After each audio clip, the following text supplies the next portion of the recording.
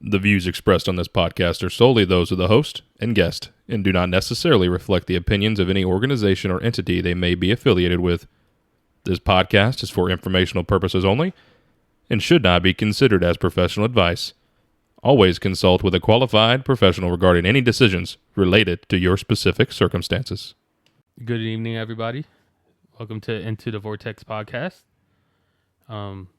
Today is a very special episode. We have our first ever interview with Mr. John. I can't pronounce your last name, man. I apologize. Buglino. Very simple. There you go. Paisan, come on. Yeah, That's Italian, I right? should know. As an Italian myself, I should know. You're a all terrible good. Italian. I know. But it's good to have you as our first ever interviewer. So, I have a pleasure. I have a question to ask you. There's a question we talked about a couple episodes ago. If you were president of the United States and you there's a button on your desk, right? So, Donald Trump, he hits his button, he gets a Diet Coke. Joe Biden hits his button, he gets ice cream. What about you? I would need a bourbon. A bourbon. That's a I good would one. need a bourbon. Good one. I'd push that all day. I'll Yeah, be the right. drunkest president there is. That's it. It's an easy one. And they're going to look back in history. Why do you not have as many gray hairs as other presidents? Because I was drunk the whole fucking time. Yep. It's not even that. It's just a nice bourbon just to end the day. End of the End day. of the day, it'll be morning, That's it. midday, evening. Keep it coming. See, that's the extreme. It's just like tomorrow night, I'll just close the laptop, sign off work, go get a bourbon, and just hang out. That's it. It's nice. Talk It's a nice a lot little of routine. shit. Yeah. Ain't nothing wrong with that. I usually end my day Nope. with more nicotine. So Yeah. You go Well, through. Nate was like, I want wings. And you were like, well, they got to be fresh. And I'm like, sitting there, I'm like, yeah, they're not going to be fresh. You got to, like, how do you pull this off? Like, just an air fryer running all the time? Like, how we doing this? I mean, I could wait for it. like I want this showed up like in 120 seconds. You got 2 minutes to bring me my product. No, instant. Haven't you been around this world? That everything's instant. Everything's got to be within like 5 seconds. He's got a point. Yeah, that is true. No, That's you're, why I just said energy drink at the end of the day. nah, I want you to come up with a better Yeah, one. You got to really think about it, Nate. Yeah, I know. But anyway, You should have like a trolley cart with your video game on it. It just rolls into the Oval Office. all right, this ain't trashing Nate. All right. Man, I will lean into it. I'll let the next episode do that. Oh yeah. So, John, what do you do for a living? I'm a marketing director for a software company. I've been doing that, 20 plus years now.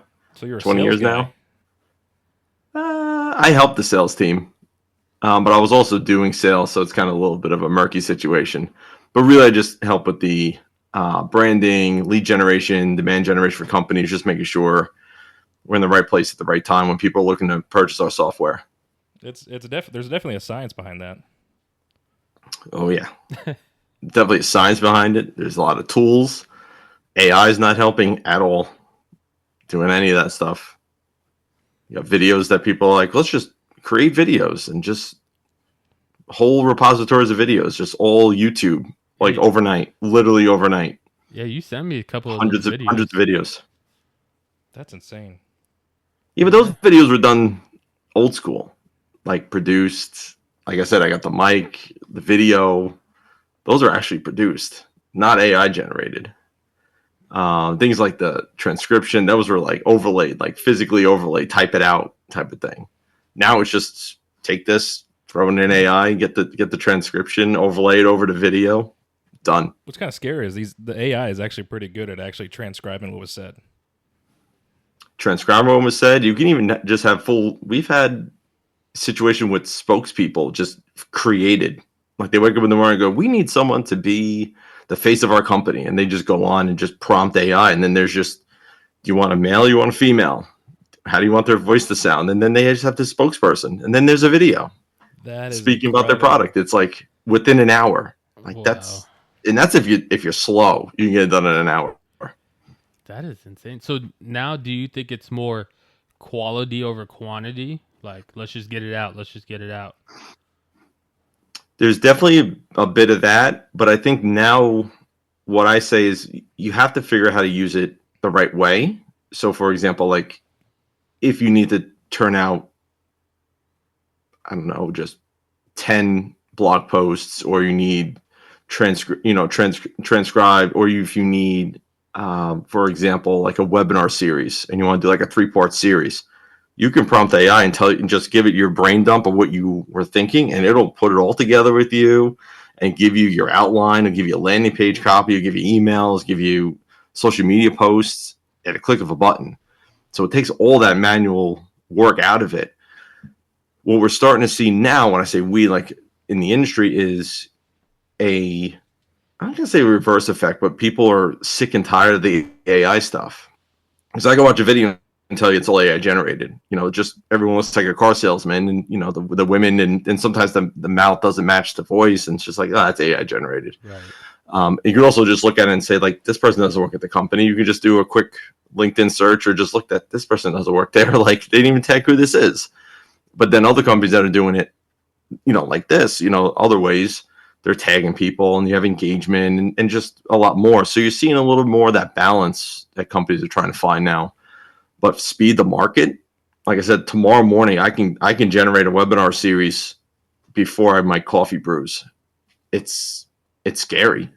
What do you see like 20 years from now? Like, how much is that going to change the entire industry when it comes to almost anything? Because we see these like Tesla robots. Like, I don't know if those are actually real or not. It's completely changed it already. It's completely changed it already. I said you're seeing it in schools. You have AI. Like, you can have AI. I can have AI right now just listening in and just transcribing this whole thing. You don't even know it's even happening.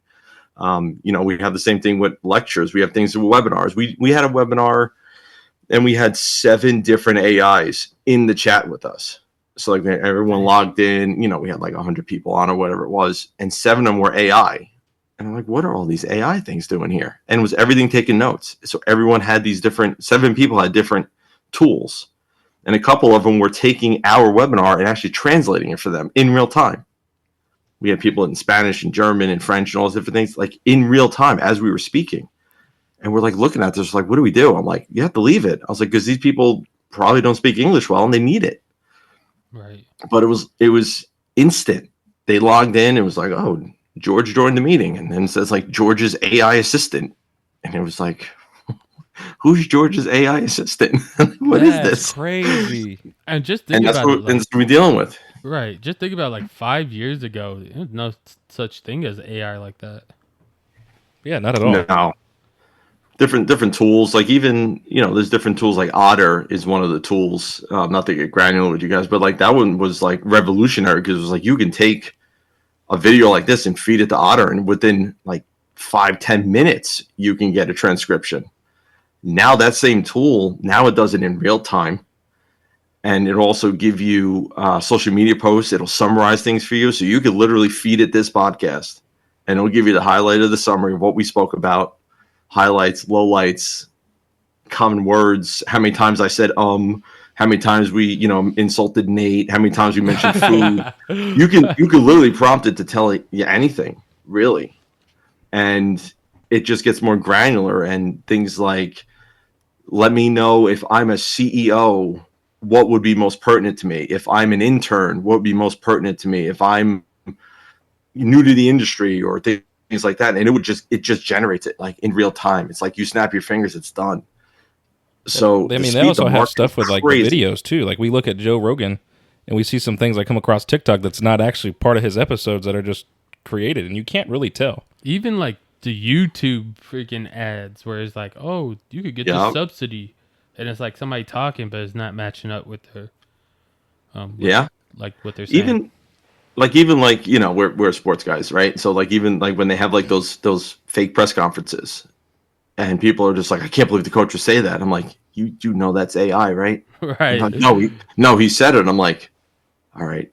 Yeah, the AI said it. The AI said it. Someone told, and there's a lot of that pieces there, and you're starting to see, a lot of companies that are backing away from it. There's some big names in companies that just don't want to be a part of it. They just don't want to have to deal with the ramifications of this. That's these deep fakes and things like that. They're not even deep fakes. They're just you can have debate and then you can have things said. Like, you literally have guys that get the press conference joke up before the press conference actually happens. It's like, how are we doing this? Yeah, the guys are still on the field. They're literally shaking hands at the 50-yard line. There's this mock video already. It's how quick people do this stuff. And it's not like any professional. It's like kids are doing this. Teenagers are doing this. I think it's going to get dangerous. I absolutely think it's going to get dangerous because, just like, I think it was like ChatGPT released a new version, but they couldn't shut off the old one, the other AI bot. Mm-hmm. And so they tried shutting it off and it tried to stop it. And so they actually had to go in and break the code and disable the cloud because it kept trying to re-upload itself to the cloud to save itself. Well, the other thing that happened, I said I nerd out on this stuff, but it just happens because it's in my world, if you will, is when ChatGPT had their free version and people didn't question whether their data was being shared. And then they came out the paid version and people are like, wait, what's the paid version? They're like, oh, that's the private cloud. And everyone's like, but wait, we just fed it all of our customer data, our contracts, HR documents. What do you mean that's not on a private cloud? That's crazy. So there was a whole big thing with that. So you hear people saying like, oh, don't upload things. Like, for example, we're a software company. If we loaded our documentation about how we, make the sauce, if you will, the back end coding, you can go on ChatGPT and prompt it to tell you, give me the code for XYZ company. And it has it. And it absolutely has it because it wasn't protected. And that's not corporate espionage anymore because it's probably in the fine print somewhere. It is. 100% it is. That's when they came out with the paid version. They're like, oh, yeah, this is where it's, users and things are private and can't be found and it won't be used to what was it? It was like in the fine print, like it won't be used to train further prompts and further algorithm and further results. It's like, oh, great. But what about the 6 months that everyone was feeding all this stuff? They're like, thank you. Thank you for all that information. Right. You can't remove it. So yeah, it's crazy. It's crazy. It's moving really quickly. So just got to embrace it. Yep. Do you think that technology is going to actually put people out of work in the next decade? Over the next decade, yeah, I think it will. Like, you don't even. I would think like unions would fight against it. Unions will probably fight against it. But at the same time, like things. For example, language translations, right? Like in my line of work, like you need to translate documentation into multiple languages. We're a global company, absolutely. Or there's other global companies. You would spend thousands on this to have someone that spoke the languages, was vetted. Now people are like, put it in Google Translate, it's done. And they're like, it's good enough. That completely, that's overnight. That whole job went out the door. Overnight. I've had conversations this week where that's actually come up. Why are we going to pay for a translation? Just feed into Google Translate and validate it through ChatGPT. Be done. There's 2 lenses of verification. We're done. Put any language you want in there. Don't pay for any. Okay. No problem. Yeah, and like the AI also has those earbuds now, where you can. Those are cool. You can actually hear people talking in different language. Like we have those. I think that's pretty cool. I work in EMS, and I was in the EMS world in Las Vegas this last year, and there were several different companies coming around these different booths, just showing this technology, and it was incredible. Like I could actually understand exactly what this person was saying, even though they were talking in Japanese. Yeah, my wife's a physical therapist, and she was like, "I would love to have that, especially when there's like family meetings come in, and you have the family members that speak Spanish or they speak different languages." And she's just like, "It would be so much easier if I can just understand what they were saying and answer their question for them." And it's affordable. Like it's only like $120. You're saying, yeah, exactly. That's what it is. It's like this is crazy. You have those fringe cases of people like, we're in the nail salon and we're listening to what they're saying. That's what I was just about to say. Nobody can talk no more shit about how bad your feet are if you're getting your feet done. I know they're talking shit about yours. Oh, most definitely. See, but that's like, yeah, okay, great. You use it for that, but like actual, like, traveling and, actual like helping, like not, let's see what they're saying. That'd be absolutely great to be able to go overseas, like go overseas to Germany or Japan or somewhere that actually experience the culture. You can actually do that with those devices. Yeah, it's crazy. It's definitely moving very quickly. It makes the world much smaller. It's exciting and scary at the same time. Right. So what made you get into software? Like, how did you start that whole thing? Well, everyone's a marketer, and I just kind of fell, and I would say just kind of fell into it. I mean, throughout my career, I'd done things from finance to HR software to missile packaging to now manufacturing software. So it's really the same thing, that what you need to do in marketing, what companies need, it just changes, just like, oh, we're using this tool and that tool and we need to do these goals, and just make sure the company brand is where it needs to be. Pipelines are there, salespeople are happy, but I thoroughly enjoy it. The marketing side of it is easy to me. And like, I thoroughly enjoy it. Like, I was even watching as you guys are going through, the podcast, like all the design stuff, everything you're speaking about, like even the mics, even the studio, the lights. And I'm like, yeah, they get it. It's important. It's important. Man. It's fun too. Like just coming up with things and ideas and. Yeah. I said it, the graphics were great, but you even said it. You're like, you went on Fiverr and you found someone, or you knew someone that knew how to do this, and you have it in a day. Like, you're not waiting for weeks to get this stuff done. Like, oh yeah, it was super fast. Some guy in Indonesia came up with all this, and I was like, you took exactly what I described to you and actually made it. It's incredible. Yeah. And they do it in a fraction of the time it would take me. And he put little hidden gems in there. Like in the background. Yeah, I know. I was looking at it. I was like, that is pretty cool. But did you like go to school for like this kind of position you're in now? I did. So I actually went to Seton Hall University in New Jersey for business administration with a specialization in marketing. So I learned all the different, way different, way different than what you learn in school than what's actually out there. But yeah, I actually do have a marketing degree. Unlike others that are not in marketing, that do marketing or business, and that do business that I work with. So yeah, I actually do have a degree in it. Yeah.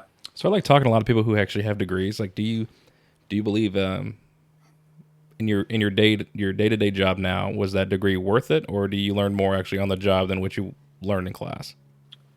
I didn't get my master's because I wanted to actually get in the field, if you will. I wanted to learn through a company, things like that. Because what you learn in the classroom is very superficial about different things. Like, you learn about like consumer behavior and where they put stuff on grocery shelves. I'm like, I know that. I didn't need you to tell me that in a college course. I knew that. I know that they want you, the stuff that they want is eye level, and the stuff that they want kids to get are going to be lower, kind of thing. So that I didn't need to spend the $5,000 to learn that.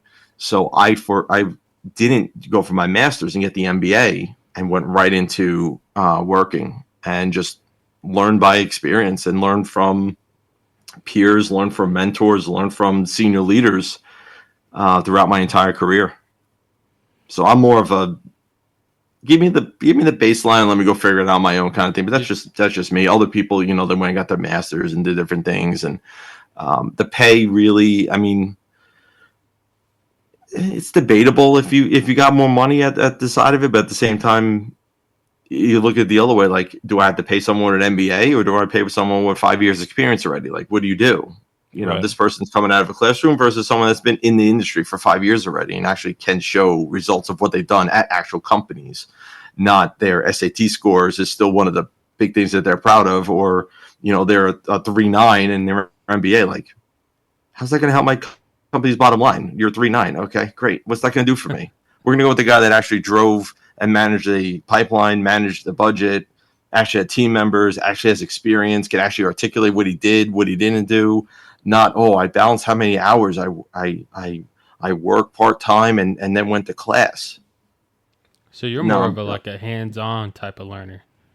100%. Yeah, 100%. I'm always the first one in. I'm always the first one in. Last one out. Yeah, I agree. I'm the same way. I can't. I have a hard time learning in the classroom.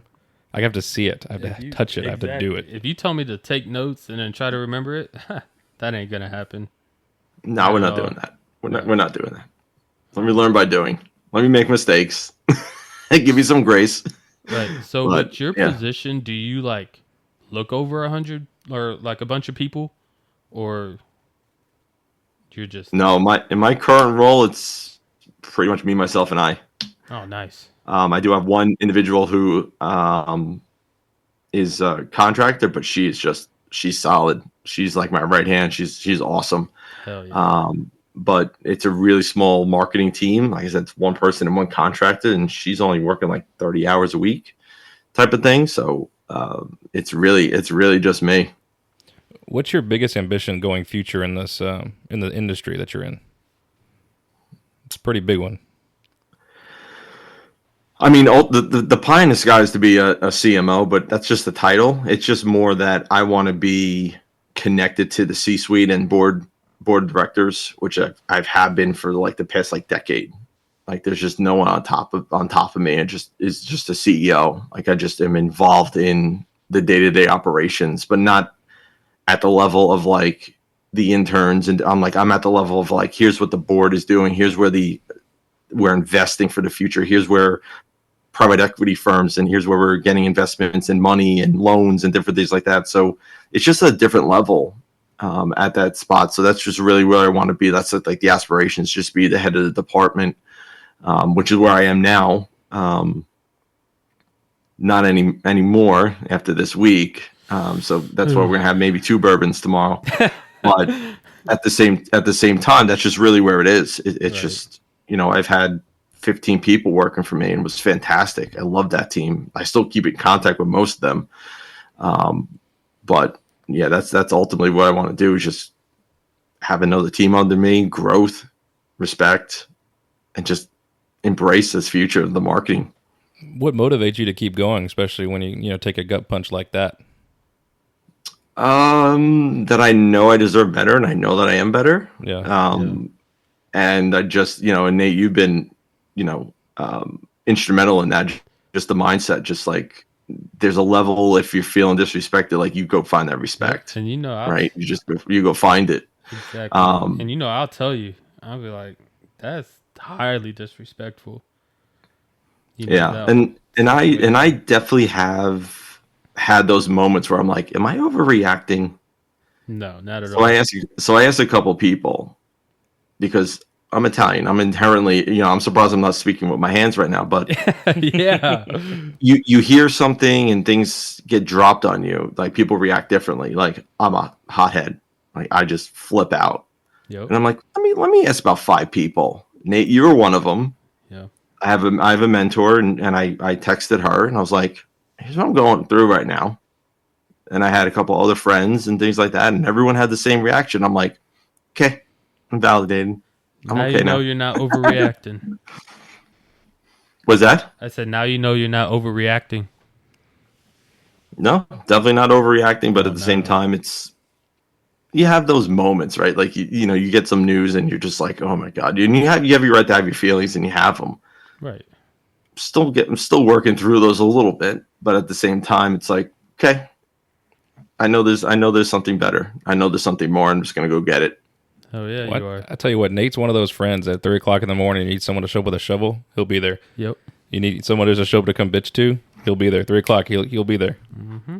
It's funny though. It's funny though, because Nate and others in this community that I kind of built on the side as just like a side thing I don't want to say replaced some of my longtime friends, but it's kind of close, right? It's like I texted Nate before I texted some of the guys I knew since I'm like 5 years old.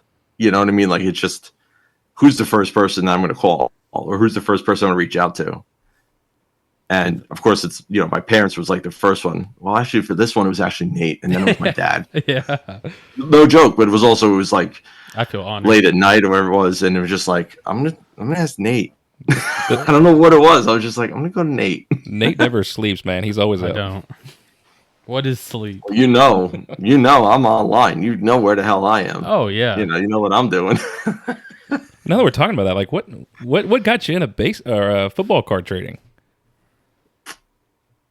So I actually had a pretty sizable collection. I was collecting as a kid with my dad, and when we moved into the current house I'm sitting in now, we I had the collection and we had to put it in storage because there was like this gap of when we were moving in. So we had this gap and we put them in storage. And all the cards got ruined in storage. Oh, I mean, no. like years and years, like tubs, like 3 tubs of cards. And some of that could be money. Some of that. Oh yeah, yeah. It was basically like my childhood, right? It was like one of those things. It's like, damn, that sucks. You know, it was just like, damn, like all those rookie cards, all those things, like comic books and, you know, binders, and, you know, you have the binders of all your favorite players. And I had like the 86 Mets, and I had all these different teams, and I had my PC. I had different players, different things, and I'm just like, that's all garbage. Like everything just melted. It was just, it was not a good thing. So I just decided I just wanted to start collecting again. It was like one of those things. I'm like, you need a hobby, just need something to do. And I actually started, like, you know, I'm a Giants fan. I know. Boo. I know. It's all right. Okay, Jerry's word. I know. I know. It's in the logo. I know it's in the logo. I'm trying to get him to become a Cowboys fan, but he ain't budging. You cannot transition someone who's a New York fan to Cowboys. It's impossible. No way. Isn't your significant other a Cowboys fan? She is. See? She is. Oh, that house is a riot on game day. Yeah, it is. She's a Cowboys fan from her dad. And then my youngest son is a Viking and Dolphin fan, and my oldest son is a Raider fan. So we are just full of color. A mess. We're just a mess. I'm a Miami fan too. I just like the coach. I like some of the shit he says. He used to be the ball boy for the Broncos back in the day. The Miami coach? Mm-hmm. Oh, I did not know that. Yeah. Mm-hmm. Mike McDaniel, yeah. Yeah. Interesting story about the Raiders, though. I found this out of a coworker of mine. His mother was an original Raiders cheerleader. Really? Yeah, dude. I was wondering, I was like, you live in Texas. Why the hell are you a Raiders fan? He explained it to me. And last year they got their old cheerleaders on the field for like one of their shows or whatever. And she was out there. It was crazy. Wow. That's fun. That's fantastic. That's awesome. That's crazy. But I remember coming up into your live, like maybe the first week you're alive, just nothing but raw cards. Just basic. Yes. Yeah, so I just started collecting again. Like I was just like, let me just get Giants cards. Let me just start, kind of thing. But then my wife was like, why are you getting all these cards? What are you doing? And I'm like, I'm having fun. She goes, well, what are you going to do with these cards? And I was like, I'm going to look at them. But then she was like, okay, you just spent a lot of money. Like, are there any that you can kind of like maybe like sell, maybe make some money on them? And I'm like, it's an interesting idea. So then I started doing some research, and I don't know how. I'd never used TikTok before. I thought it was a terrible platform. To be totally honest, I was like, this is a useless platform. I had all the, you know, preconceived notions of it, like everyone's just dancing. It's just another, you know, stupid app that's going to go away. And I started going on there. I'm like, I can do this. This is going to be fun.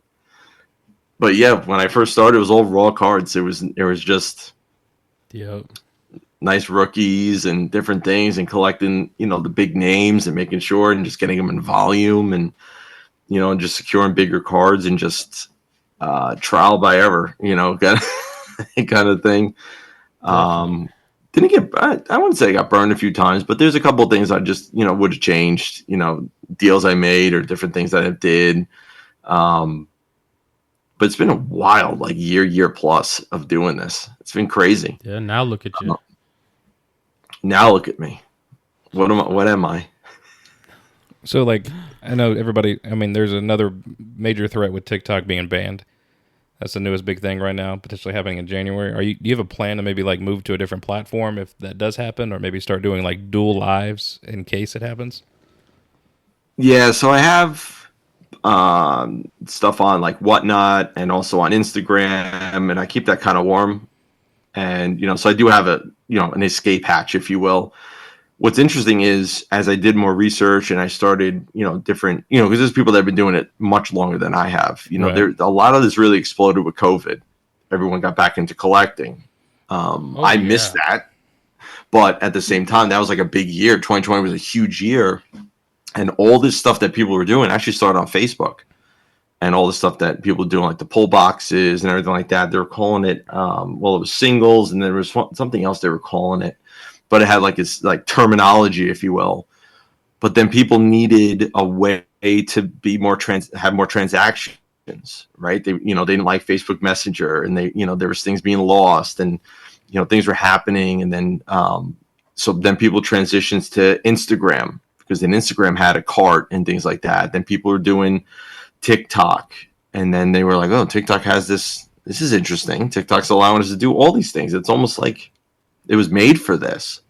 But the problem with TikTok is very strict. Very. There are no gambling and the guidelines, and there's like stupidity all the time on that platform. But to answer your question, when TikTok goes away, I'll be fine. I'll just go to Instagram, which is easy for me. I'll be there. I have a profile there. You already follow me over there. Yeah. I just have to, after the holidays, just make a big push for it. Everyone's doing it. Everyone, there's also Discord and things like that. So there's always another. That's why I said, like, it's hard to build something on borrowed land, but at the same time, just follow the crowd and whatever else is doing. Definitely built a community up. There's guys, there's a good core group of guys that'll hopefully follow me. But at the same time, it's a lot of work. But I also enjoy that a lot too. There's a lot of time, there's a lot of dedication, there's a lot of money in it. Both outbound money to put stuff on the table and have available, and then stuff when you sell it, because there's collectors out there that pay top dollar for things. Oh yeah, but then you have like them kids that try to ruin. Fuck them kids. The whole thing. Like, didn't you have a kid recently? Like, oh, I'm trying to build up this stack of cards, and then he was like, and then you tried to message him, and he ended up reporting you, and got you banned from DMing. Yeah, got me banned from DM for 2 months. Oh my god, that's when he just put a caption on there like, email me here.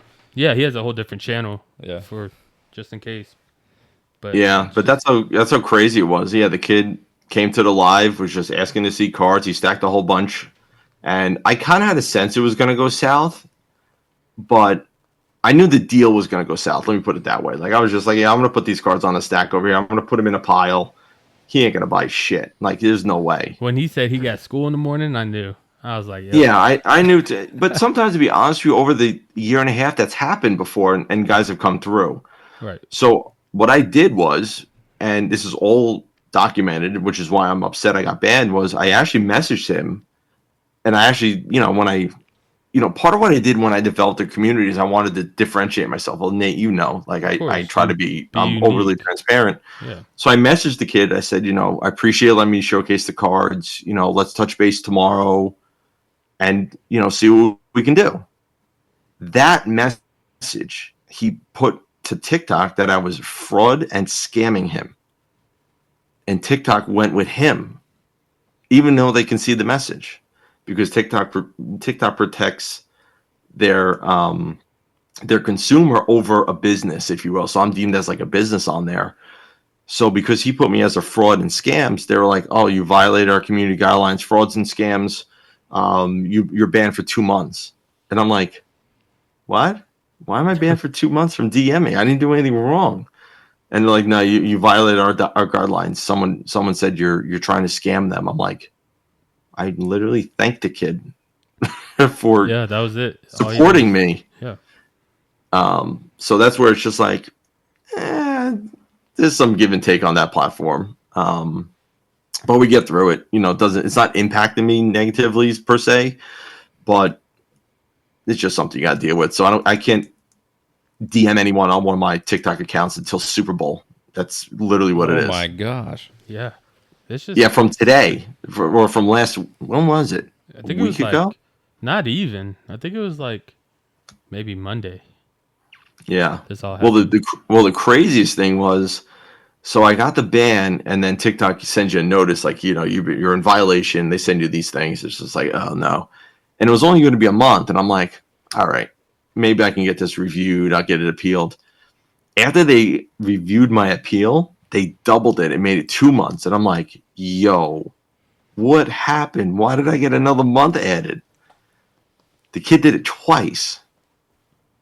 Wow. So they viewed it as a double strike. I'm like, are you kidding me? So and that's why TikTok is so bad. And I'm like, bro, I'm not DMing anyone anymore. And I actually started texting people, to be honest with you. There's a couple of guys I sent messages like, I'm not doing this over DM. You need to text me. And now I have people texting me because I'm like, I'm not doing this over this shady platform anymore. Yeah. Especially if you're going to give me these slaps on the wrist. No thanks. Wow, that makes me just want to like move just to Instagram completely. But that's what it is. They piss a lot of people off. And there's growing pains on that platform. This past week, there were guys that couldn't get their cards in their shops, and they couldn't promote their new product that they have, and they spent thousands. And that's the thing. There's like, I'm small beans on there, to be honest with you. Nate will tell you no. But like, there's guys that are dropping thousands of dollars to put product on the table at one time. And for TikTok to not allow them to get that in a shop to resell, you're cutting off a business, right? That's tough. Then there was a whole thing last year around this time. They withheld payments the entire month of December. So if you ordered stuff through their shop, they're having problems with taxes. So if you were a business on there and you didn't go through the verification to put that you wanted your W-9 or whatever the hell it is, 1099 or whatever, they withheld your payment. So people are like, why are you holding all my funds? And like, well, you didn't verify who you are and yet you're a real business, so we're holding the funds, so that's put through. It took them 3 weeks or more to get through that with some guys. And again, you're talking thousands of dollars that they're holding from people. And some people do this full time. That's their food on the table. That is. Yeah. Well, that's Christmas presents for some people. Exactly. Wow. Yeah. And like I said, there's guys like that are looking for people and hiring. And I've looked at a couple of their items, and they put on there strictly like night shift, like 1 to 8 a.m. or like 4 to 8 a.m. And I'm like, who is going to work from 4 to 8? And I'm sitting there at 3 o'clock in the morning going like, all right, now I can see it. Yeah. But there's literally channels that don't turn off. They don't turn off at all. It's addicting. It's addicting. It's gambling. It's collecting at sometimes an unhealthy level. But it's just kind of crazy how all this stuff kind of sparked back up during COVID. But I mean, I guess everybody was at home needing something to do. That's it. Yep. Yeah, go ahead. I started trying to collect during COVID, and there was like no boxes at Walmart. Everything was literally sold out. And then they even started putting like, oh, you can only grab 2 boxes at one time, and then that's it. Mm-hmm. Yep. They just had the release of one of their products. Mosaic was released on Target and Walmart. There was a limit 3. Yeah. So if you were online, you ordered 3, that was it. You were done. But it wasn't one of those things like you buy 3, you log out, you log back in, you buy another 3. Nope, it's 3 per account. So if you saw guys that had that product on their table and they had more than 3 boxes, you know how many accounts they set up.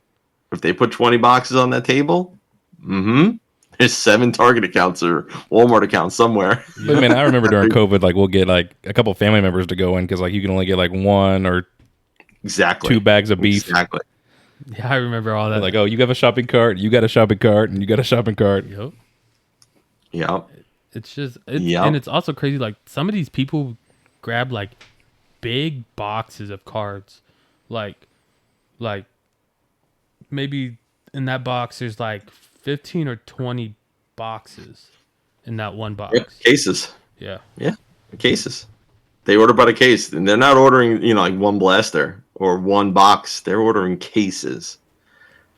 Like, and it's thousands of dollars. It's huge. Some of these people's backgrounds on their lives is just nothing but boxes just stacked like almost to the ceiling.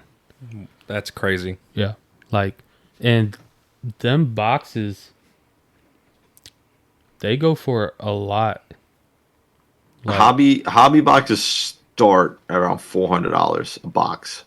Is it pretty random about what's inside? Yes. Totally random. So it's totally a gamble. Yeah. You're like, am I going to get this case? You'll get stuff. you'll get stuff, but it might not be what you want. You'll get the third string QB auto. You're like, great, that was my auto, and no one wants it, right? And that's happened numerous times. Like if somebody gets like a Trey Lance card now, it's not really going to be worth anything. And he's still in the it's wild. Now, if he was just drafted when he was with the 49ers and he just got drafted, that card was going for hundreds and hundreds of dollars. But thousands. He was the chase. His Color Blast, which is one of the chases, went for $5,000. Yep. When he was drafted. Just like that one of one Bryce Young went for like $50K. 50K. 10 miles from my door. Guy spent $50,000 cash. Grimy post. I sent it to Nate. I'm like, look at this guy with his $50,000 cash on the table. Look at this. Now it's worth like $10. Yeah. It took a big hit. Wow. It was like a car. As soon as he took it out of the pack and put the money down, it started just losing value instantly. And that's the thing, the volatility in the hobby, it's insane, is crazy. Is crazy. Is there like a website you can go in and just see what it's like a stock exchange? You can see how much they're going for this card and this card, or is it just by buyer? Mm-hmm. Yeah, there's a couple apps that do it. I mean, you can check 130 Point. Collects, COLLX is one of them. Yep. But you literally have the trends, and you can watch the card values. I think the most recent one, just because they're playing right now, is Garendo. When CMC first got hurt, and then he had that big game. Was it Garendo or was it like a Wilson? Ooh, it was Garendo, I know wasn't who you're talking about. I just don't remember his last name, but he ran for like 200 yards or something like that. Yeah, I think it was. I think I'll stick with Garendo as it. I'll probably, but his rookie card was like $1 before that game, and I remember sending a message to Nate. I'm like, this man's rookie card's now going for $1,400. Holy, the man played like off of one game. One game. I'm telling you, it's one insane. Game.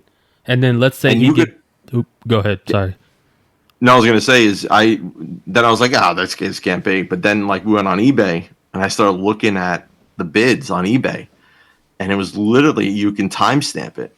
Then I'm like, that's when he scored his first touchdown. His card went up $300 when he scored his first touchdown. Then he had a second touchdown. The card went up another $200. I'm like, these people are literally bidding on this card based on how this man is running the ball right now. Like this is like real time, and it wasn't just one card. It was every single one of them. Was going for thousands. This makes you want to go buy some cards. Yeah. And now that card is a third of the value. I can't even tell you. Right. Now you can get the card for like $50. Yep. Once they get benched, that's it.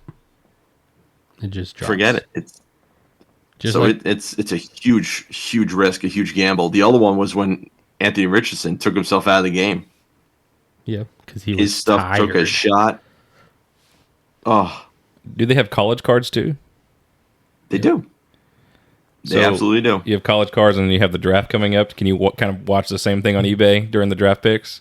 You absolutely can. Wow. Even people are even getting all the Heisman Trophy candidates, the possible top 10 that are going to be drafted, guys that pick different schools because they're like, oh, they're going to this school. We'll say Texas because I know you're a Texas fan. Like, oh, they're going to Texas, and that means the Dallas Cowboys are going to draft him. And in 5 years, his cards are going to be a Dallas uniform. I'm gonna invest in him now. It's like, now you're going to invest in this man now? Everybody's trying to invest into Manning.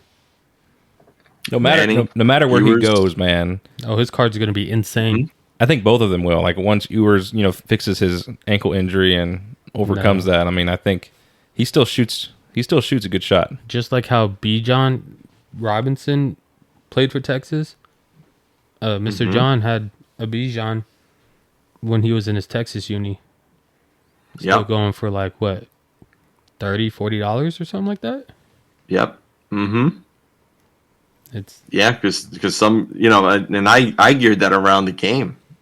Yeah. I was like, I'm gonna get all the college uniform slabs, the graded cards. As soon as I knew when NCAA was coming out, I'm like, people are gonna go after these cards. I don't have any more. They're sold out because people did exactly what I thought they were gonna do.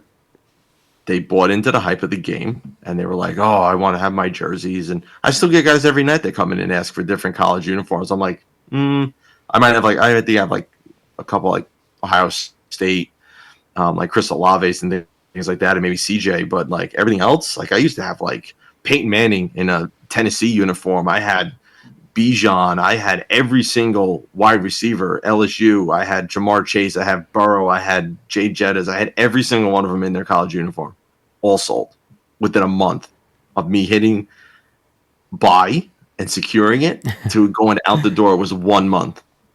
1 month.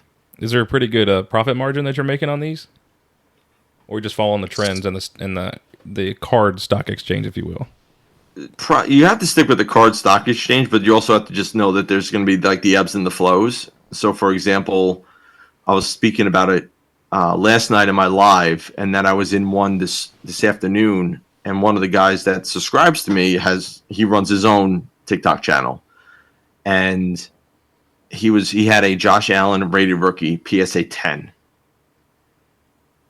That card starts right now as we sit. December 12th at $200 starting. Damn. When I had the cards, I bought 5 of them 2 months ago. I could not get more than $150 for the card. That was the cap. I couldn't get anything more than that for the card because the market didn't warrant it.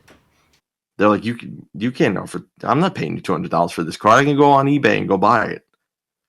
So I'm like, all right. I'll take my lump, right. Made a little bit on them, secured them all for, I think I secured 5 of them at $135 each. Damn. Right. And I sold them for $150. So there's some type of profit in there. There's some type of profit in there. But if I would have held the card a month, I could have bought it at $135 and then sold it for $200. But I got rid of them when I got rid of them because it was just like, well, the guy's willing to pay me $150. I can make a little bit of profit. Right. I'll do it. I'm totally fine. But today, the example I'll give today is there was a guy in the live, one of the guys that had a Josh Allen rated rookie 10, beautiful card. And a guy was like, I want $150 for it. So I sent him a message. And I was like, DM me now. I was like, DM me right now. Because what was happening was the guys in chat's like, I'll give you $130 for it. So I was like, you really need to DM me on that, Alan. I'm so interested. Like, I took over his chat. And I was like, you have to DM me right now. And I was like, do not sell him this card for $130. You were losing $70 instantly. That's gas money. And not only that, the guy that was buying it has a live. Right. He wanted it at $130 because then he could put it on his table for $2.25. That's a good. So he can almost make $100. So he pulls the wool over the one guy's eyes, and then he turns and flips it for more. Because now, if you go on eBay right now, there's cards that are PSA 8s that are going for $130 of the same card, but that rated rookie PSA 10 is over $200. So I texted my friend. I was like, don't sell him that card for $130. I was like, and the next time you go live, your number better be $200. I was like, because that's what the market's demanding right now. Go get it. Yeah. Go get it. Damn. But again, it's one of those things like, and he was like, why would you tell me that? I'm like, why wouldn't I? I was like, exactly, trying to help you out. I'm trying to help you out. Like, you're one of my subscribers. You buy from me. I'm honest with you. I want to be honest. I'm honest. Like, just like if you were overpriced, I told him, I was like, if you were overpriced, I'd call you bullshit too. Yeah. Like, it works both ways, So Tyler, yeah, there's profit in there, but at the same time, like, you're not going to get thousands for every single card, right? Like, sometimes you can. Yeah. Like speed to market. When new product comes out and you're the first one to have the card, you can absolutely name your price. You can absolutely name your price. Man. But after a couple of weeks, now you got a little bit more competition. Yeah, it just depends. It just depends. Yeah. But, well, that is just, it's insane how much profit margin there is. It just depends on the player also. And it changes daily. So I said, AR tapped out. His cards went down to dust. I'm telling you, they went to dust. Pennies on a dollar. There was a guy, the day he tapped out, because he was tired. Nate, I think you might have been in the room, but I'm just crazy. I remember these things. Guy came in and goes, I'm buying all AR at 50% comps. Mm-hmm. And I was like, go away. Yeah. Not doing it. Not doing it. I'm not doing it. Same thing with Bryce. When Bryce got benched for Mr. Andy Dalton over there, everyone's like, I'll give you 50% comps. I'm like, go away. The comping Karens. The comping Karens can go, like you say, go kick rocks. Yeah. They really can. They really can. But it's crazy. It is. It's just, I don't know. That whole hobby just exploded. I love it though. You know it. Oh yeah, you know it. That's I love like it. It's that's crazy. Like your passion, you know. If you could do that full time, I know you would. It is almost a full-time gig. Yeah. Hopefully it is. Hopefully it becomes a full-time gig. It is. Gig it's almost a full-time gig. Like I said, it's definitely a passion project and definitely something I love doing. You know, it's like I said, I'm up till like 2-3 in the morning just doing it. And it's not even work to me. I just love it. So let's switch back a little bit to the software side again. With your company, let me see how I can explain this. With your company, you know how some companies get like Christmas bonuses? Like with my company, it's time off. What was your Christmas bonus? Can't stand you. I already know, but it's funny. Sorry. Ice cream. Ice cream for your Christmas bonus. Dude, that's as bad as a pizza party. That's next week. I have one of those too. So there's actually a local company here that makes really good ice cream. Nothing against them. I won't name the company. But they make like gourmet ice cream. It's delicious. It's fine. But they sell them in different batches. Like there's 6, 12, 18, 24 pints of ice cream. Right.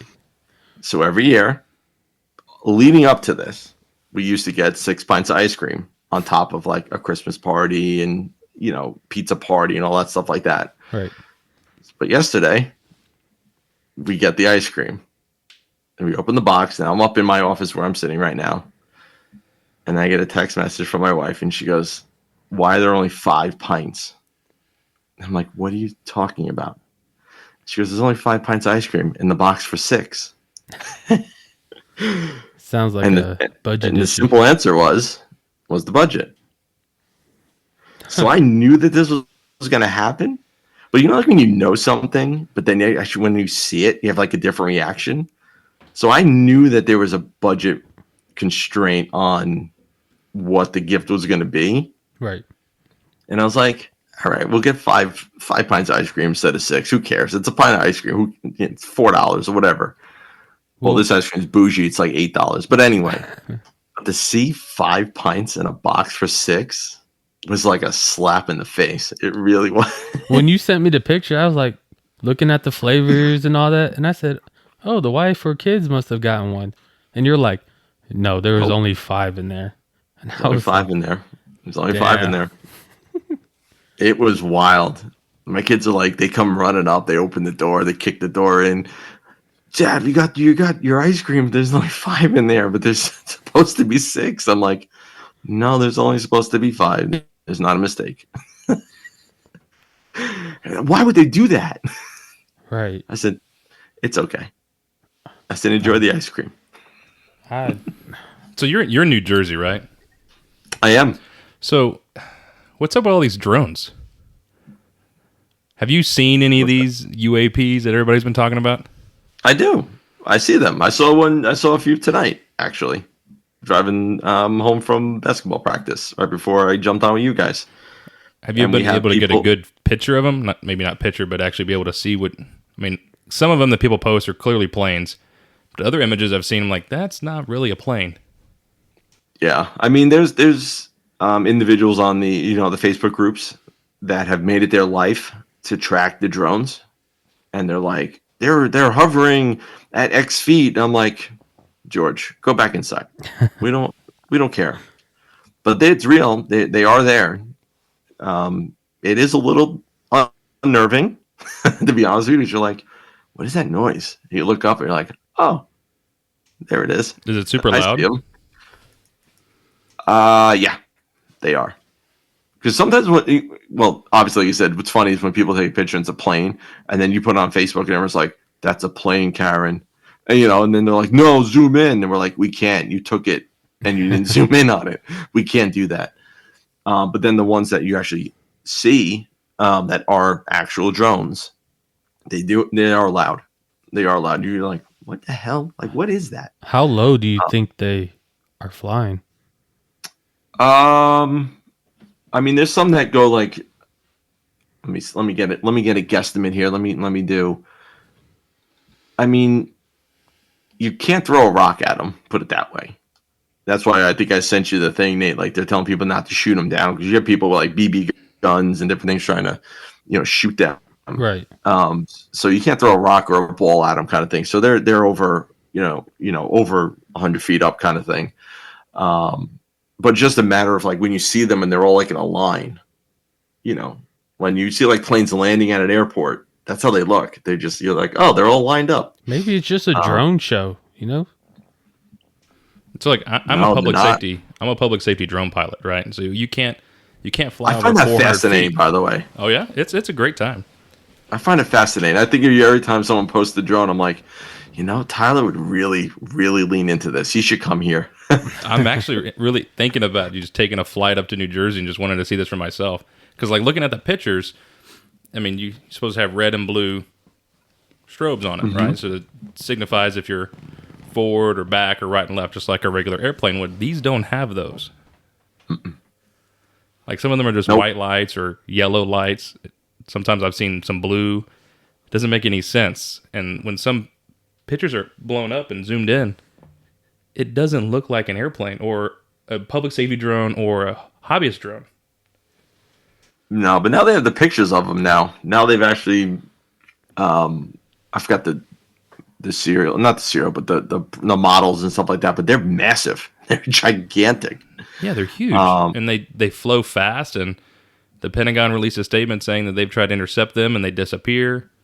It doesn't make any sense. Yeah, it's wild. Like I said, if I go on Facebook right now, I'll have drone pictures and timestamps of how long it was there. There's people that are looking at the lights, to your point. Oh, this one's blue, and oh, this one's green, and this one blinked the yellow 4 times. And it's like, go inside. Like, we don't need to see this. Like, give me a meme. Like, I don't want to see this. I'm pretty sure it's some sort of military exercise. Yeah, I'm sure it is. Because sometimes, I'm sure it is. Sometimes where I'm at, you just see random flares in the sky, and then people just lose their shit over it. But we know that's Fort Hood because, like, oh yeah, Fort Hood surrounds us. Of course. But people still lose their shit over it. Like, oh, what's that light in the sky? It's just been sitting there for like 15 minutes. Yeah, that's called a blimp. Yep. Oh yeah, the whole blimp thing that people are going crazy about over here. Yeah, people thought it was like the same stuff. We just have drones. It's fine. It's totally fine. Somebody thought it was like some UFO or whatever, and it's like, no, it's a Dick's Sporting Good blimp. There was someone that said it was Google trying to get better Google Earth images, and I was like, all right, that's a halfway rational answer. Like, I can understand that. And people are like, no, it's military and they're UFOs, and I'm like, oh, here we go, we spiraled again. Yeah, let's see it during the day. They just don't come out during the day. They kind of, well, I'm trying to think today. It's like dusk, and I say that because there's people that are just following them in their cars, and trying to find them. Like there's just people have just become just it's like obsessed. searching for Sasquatch. No, there's some yahoos out there. Then they're trying to find the first alien. They are. They're trying to follow. They're tracking it. They're trying to figure out if it's the same one. That's why the lights are throwing them off. They're like, they said this was yellow, now it's blue, and I'm like, scroll. Like I'm okay. If there people if there were were really aliens, taking into it. If there were aliens, I'm sure our government already has them. Like I've seen several different, Isn't that what Area 51 is for? potentially all the House committees, like they came out with a UAP document last summer, and like it's pretty fucking interesting that we have something. Right. Tyler thinks they come from the ocean. That's what the thing said. Yep, that's what it said. That's what the military, the United States government said. Yep. I think it's all. And they said it's strategic because everyone that has a boat in New Jersey has their boat winterized. So now people are like, we can't even take to the seas. I'm like, don't take to the seas. Like, don't do that. What are we doing? And I was just gonna say they would never be able to pull this off in like Pennsylvania or even in Texas. Because you guys have more ammunition than we do. Oh man, these rednecks would come out of the woodworks. Oh yeah. This would have been a problem in Texas for about 10 hours at most. We got people with bazookas out here. That is you guys true. are hunters. You guys get to pick them off. I mean, come on now. I don't know. We're still trying to work on Nate's shot. My shot. Mr. Scott, another guy we go hunting with, said my shot was the best shot. Oh, you did have a good shot. I shot mine in the neck, and he just kind of suffocated. Yours dropped in the dust. And did you get the buck yet? Oh, no, we got no. Scott got the buck. There's still one more big one that I'm trying to get, but he only comes around like 1 in the morning, 2 in the morning, just eats away. The one we came raining out like Elmer Fudd. That one Scott got the next day. That's why I texted you. I was like, I'm so pissed because that big boy was out there. And when I tell you we were running, we were running. We ran on the whole property. When you guys did the podcast episode, I'm like, one of these days he's going to say, we got the buck. Yeah. I'm like, I can't wait to hear that story. Oh, I have fun with these titles and these pictures. They're kind of fun. They're fantastic. They're fantastic. When the park bench one came up, I'm like, oh my goodness. Like I told you, I wanted to go with like you ever seen the Sears photo shoots that these people do? I wanted to go off of that. You did good. Yeah. It was fantastic. I didn't know what he was doing. They were taking a picture and he starts touching my shoulder and said, oh, he's doing it. It was great. It was great. It landed perfectly. I was like, oh, this is perfect. This is just so perfect. You're scrolling, you see the picture of Gunner, and then it's just like Nate and you on a bench. I'm like, this is great. This is fantastic. No, I loved it though. I was like, this is great. And I saw you guys when you were watching your Texas game and just going through it. Nate, you were going through it. No, Tyler was going through it more than me. This man just absolutely lost it. I don't think I talked to anybody for like 2 hours after the game. No, you didn't. We had to go on a little drive just for you to calm down. That was the best Whataburger I've had in a long time, too. Yeah. This man had to be like 6 teas deep just to get over it. Oh, I was drinking pretty heavy. Just like you with your Giants on game day, you're probably like 4 or 5 bourbons deep. Especially on Thanksgiving. That was facts. Oh, that was facts on Thanksgiving. I was like, but it's okay, though. Like I said, I can't be let down because I'm already at the bottom. So I have no expectations. That's how I feel about the Cowboys. That's why I'm just like, whatever. We'll try again next year. How do you block a punt, touch the ball after it hits the ground, and then they get the ball? The other Bengals get the ball back. I was pissed. Yeah, I mean, yep. I mean, look at Parsons. He was like, fuck this team, and walked out. Yeah, he was. I don't think I've ever seen Parsons like react that way. Come on. I mean, okay, yeah. He's kind of a diva, so. Come on. I don't know. Neighbors over there. I didn't pay for the plane. Comment. That was fantastic. Yeah, there was a plane. I wish I paid for that plane. Right, there was a plane that was flying over the stadium that said like, I forgot the owner's name. Please fix this. Please, Mr. Mayor, fix this dumpster fire. There you go. Oh, I have not seen this. Yeah. It was great. It was pregame too. Yep. And like half of the stadium was empty too. Tickets were going for like, you got good 50-yard line seats. You could have walked up. $30. You could have walked up. Yeah. But what's funny was they were speaking about the plane, and they're like, how did they get clearance? And people are like, it's easy to get clearance to fly over the space. Like, it's no big deal. Like, TFRs don't go into effect until an hour before kickoff. Right. That's what I'm saying. Like, this is all public knowledge. You can do whatever you want, pretty much. Like, you just said it there. Like, it's like easy. But when that plane flew, I was like, oh my goodness. But then they interviewed every player. They're like, dude, what do you think about the plane? What do you think they're going to say? Yeah. Oh, I totally agree with it. Like, don't ask questions like that. You're not going to get the answer. No. It's like neighbors. I didn't pay for the plane. They're all media the stupidest thing you could have said. But he should have been like, what plane? Yeah. Or he should have been like a Belichick answer. Been like, I don't know anything about aviation. Just completely got rid of the whole conversation. Now Bill Belichick's going to college. Yep, University of North Carolina. Yep. Did you see the conspiracy now? What's that? That he interviewed and was speaking with other teams, and now he has all their information. Yo. Because he went and he went to go see all the teams. Well, not all the teams. He went to see a number of the teams that compete with UNC.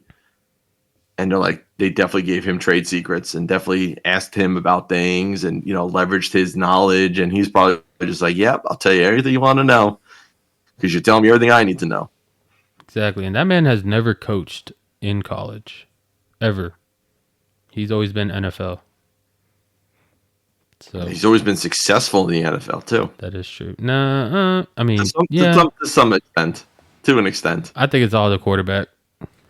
I give it less than 4 years, and University of North Carolina is going to make the playoffs. Think so? Oh yeah. Oh yeah. Bill Belichick, he knows how to run a team, and I don't know. Maybe it might be easier doing college because most of these players still have something else to look forward to. They're trying to get into the draft. Yeah. So, but he just has to deal with the NIL deals and the transfer portal. He'll get around it. He'll be all right. I'm sure they're going to have tons of commitments now that people know Bill Belichick's going to be the coach. Oh, yeah, because he has all the connections to the NFL. Exactly. Mm-hmm. Yeah, for sure. I think that his first year, he's going to get a little reality check, and he's going to be like, oh, shit. And he's not going to make it. Yeah, they'll play Texas. Yeah. Who's your college team, John? Gators. The Florida Gators. Gators?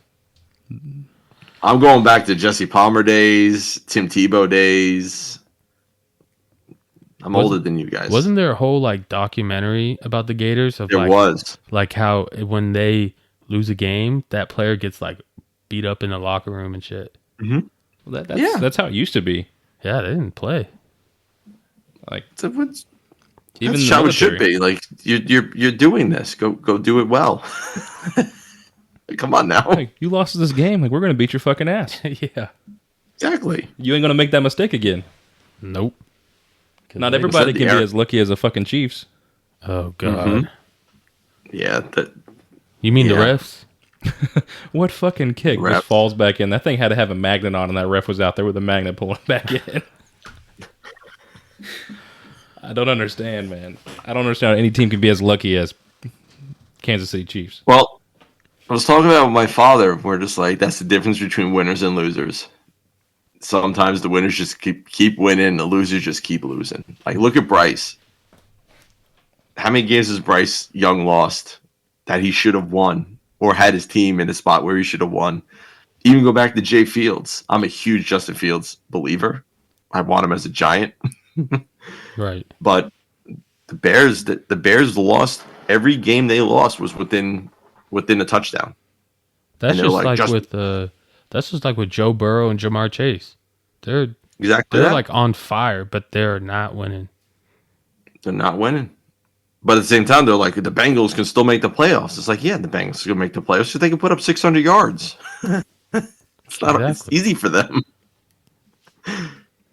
It's ridiculous. That was that stat that Jamar Chase is the last 3 times a wide receiver went 175 and 2 was him. The last 3 times. Right. Yeah. It's like the time before that was Jamar Chase. And the time before that, guess what? Newsflash, Jamar Chase. The man's he's a machine. Now I see why he didn't he sit out for a while to try to get a contract? Absolutely.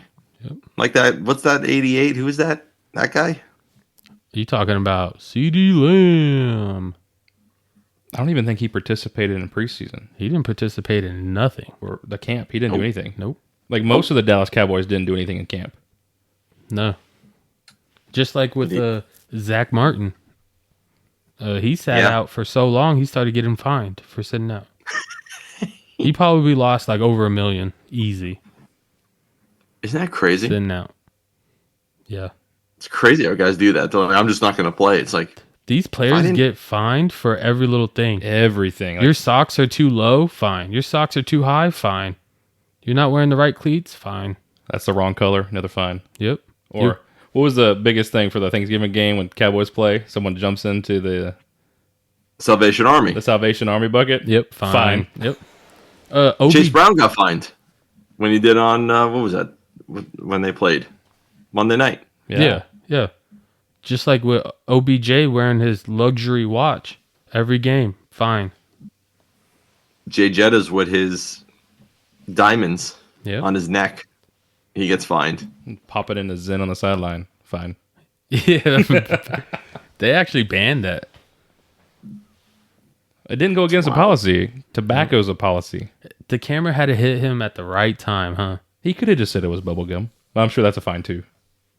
I think sure it is. Yeah. Unless you're Pete Carroll, then it's fine. Or Dan Campbell. They're the only ones with gum licenses. Dude, that dude's jawline, you can tell he fucking smacking on gum all day long. Do your job. Yep. That's wild. Just like, who was it? Man, I forgot. Well, it even comes to like if somebody drops a shoulder into their chest, they could still get fined for it if it's a hard enough hit. Oh, you mean when they finish the tackle? Yeah. Yeah. Well, we don't want to do that. We don't want tackling. No. We don't want to touch each other. Yeah. What was that play in college? The kid, the Arizona State, got thrown out of the game for this sack. Yeah. Yeah, because they called it targeting. They called it targeting, and they're like, the quarterback literally went down to protect himself, and that's how the impact happened. They're like, nope, targeting, throw him out. And they threw him out of the game. Some of these tackles you cannot just stop. You can't pull that. You can't pull up on that. Oh, he was going 1,000 miles an hour. That's why I love the ending of the UT game or the Texas game. They can't call him UT anymore, but the Texas game. Like it was finally a good fucking hit. Oh, that man was knocked. And that wasn't even targeting. Like I want to see more of those fucking hits. Right. Yeah. That was a rough hit. I saw this photo. I'm sure he'll be out for at least a week with a concussion. Oh, most definitely. I saw this photo of him, like, after he got hit, he was laying on the ground. His eyes were literally rolled back into his brain. That man's never going to know he even played Texas. No, and his leg was all wonky. He was wobbly even in the post game when he had stumble over to do his interview. I'm like, you're going to interview this man right now? You can't even see straight. Stockton, where are you at right now? I don't know. Well, Carson Beck, I know you hate them, but like one arm going in there. You know what's crazy? I don't think they had a choice. He still won them the game. I don't think they had a choice. I don't know who their third string is. I don't know either. And so they just put him in there. He didn't even move that arm. He used his left arm, just handled the ball off, and ran out of the way. That was it. Yeah, that was like gutsy. I was like, wow, this kid. I don't know if he's going to end up declaring now. Like, he might need to play another season in college because, like, no, I don't think any team's going to pick him up. Because if you think about it, even with baseball players, like, after an injury like that, most of the time they don't throw the same. Like, you might have to have another year of, like, hey, I'm healed. I can still perform before someone tries to cut him a payday. After their Tommy John surgery.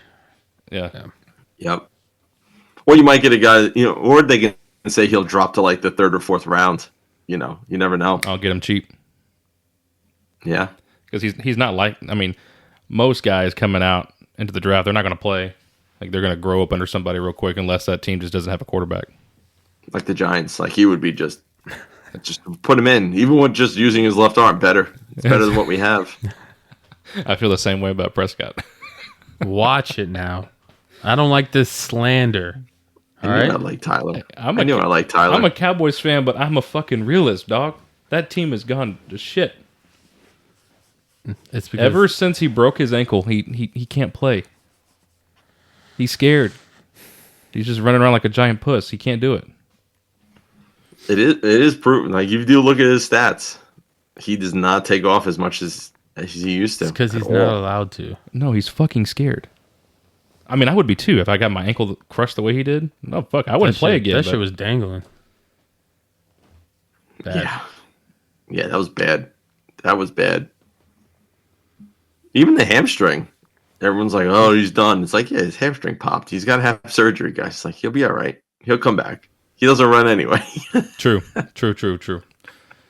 Like, there's not many quarterbacks out there right now like Patrick Mahomes. Like, most people aren't mobile and can throw. Like, this guy fucking throws sideways and it still gets to where he wants it to go. Right. Yeah. But, I mean, that's what most teams want. And they're like, that doesn't exist, really. Whatever. The 3P ain't going to happen. The 3P's going to happen. The NFL wants it to happen. It's going to happen in a fantastic way, too. They're going to have there's going to be something fantastic in the Super Bowl. Another lucky thing. The only reason why is because they probably wanted Taylor Swift to do the halftime show. They already have the halftime show came out. I know. I don't even know who it is, but it's not her. It was... I forgot. It's somebody who doesn't have enough downloads anymore. That's crazy. No, it's true. It's true. When it comes to the halftime show, they don't get paid. No, their payment is their music coming back up, and now people are downloading and listening all of a sudden. That's how they're paid. Yep. Some of these artists pay out like millions.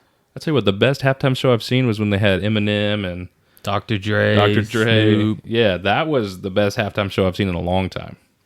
I want more shit like that. It was entertaining. Yeah. I there's still sometimes like I'll go on YouTube and just watch it again. You're weird. It's fucking good. But I mean, I like that music, you know. True. Well, what about the one I remember was when Lady Gaga jumped off the top and you're just watching her like, where did she go? Did she really just jump? You're like, are we going to see something right now?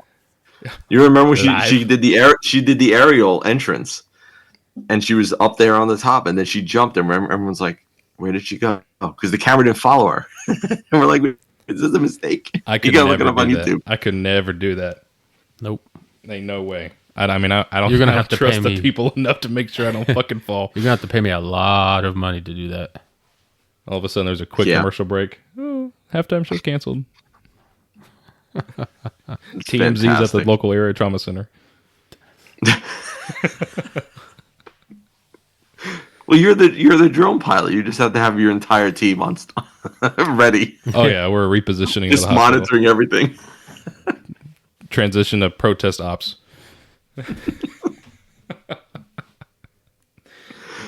No, the drone stuff, man. It's a great time. I've never thought I'd be flying drones for EMS. And I had no idea that was even a thing, to be honest with you. When you went into your story, I was like, that is freaking astounding. Oh, dude, it's amazing. Like, we find patients in crowds that we didn't even know were there. Or, like, someone called 911. I'm like, oh, let's see if we can find them. Oh, there they are. Direct the crews in there at a crowd of 100,000 people. I told him one day I'm going to just be like, here, I'm here. Try to find me. I play that game all the time. Where's Waldo? Yeah. So somebody would text me. Yeah, somebody would text me, hey, I'm out in the crowd. Here's what I'm wearing. I'm like, I'll find you in less than 5. And I've done it every time so far. So you're on a streak. That's awesome. Huh? That is you're awesome. On a streak. Oh, yeah, I'm on a streak. It hasn't been broken yet. I'm going to break that. Oh, well, you can't change your shirt, though. That's cheating. No, you're just going to duck. Yep. The ultimate game of hide and seek. And everyone around me is like, yo, just crowd together a little bit. And people are just going to like shift their body weight. And you're not going to be able to tell. Joke's on you, Nate. I got 8 drones in the sky. I will find you. Nope. It only has to be off of your drone. Quick bolo. Okay.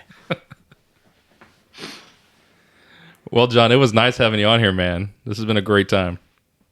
I appreciate it, guys. This has been a lot of fun. Like I said, you guys doing a great job. And I definitely appreciate the time, and yeah, happy to do it. Thanks, man. We surely do appreciate you. That's going to be it for episode 7. Thanks, guys, for tuning in on our very first episode interview.